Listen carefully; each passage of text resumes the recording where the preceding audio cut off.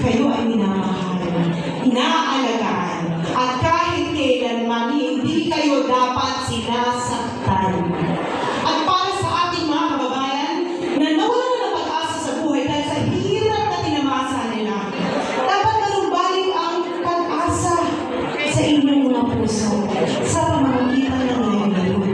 Dahil naniniwala po ako na kung ang lahat ng mga Manileño ay marunong tumayo sa ating mga paa, babalik po ang dignidad ng bawat buhay ng mga Manileño.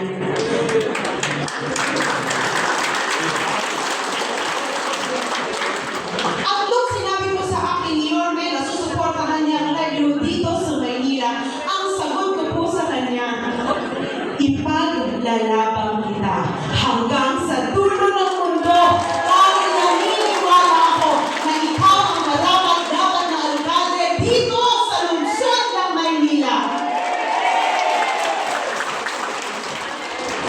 6 na distrito po ang aming tinatahak ni Yorme. At iisa lamang po ang sigaw ng lahat. Ano nga po yun?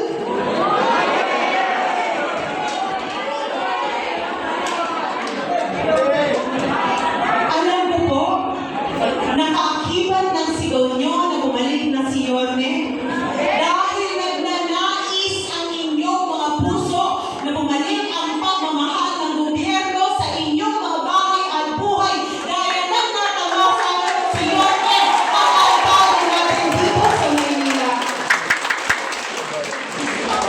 Alam ko rin po na sa dinami-dami ng alkalde na nakilala nyo, isa si Yorme sa pinakamagaling na naging alkalde natin dito sa Maynila. Senior citizen at ang persons with disabilities.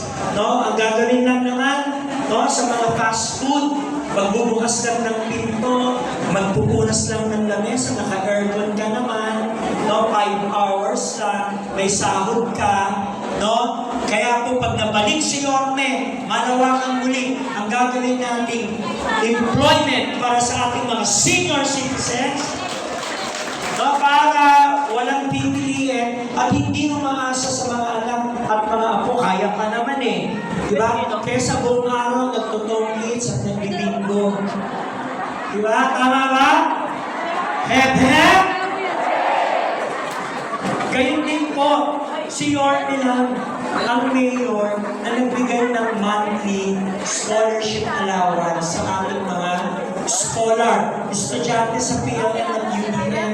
Ang dami kong naging mayor, pero si Yorme lang din ang nagbigay makatotohanan ng 1,000 pesos. Mapupulot nyo ba yung 1,000? Aripuhanan din, dagdag, no, pangmerienda at pamasahe ng ating mga estudyante sa PLN at UDM. Palakpakan natin si Yorme Isko Moreno Lumagoso.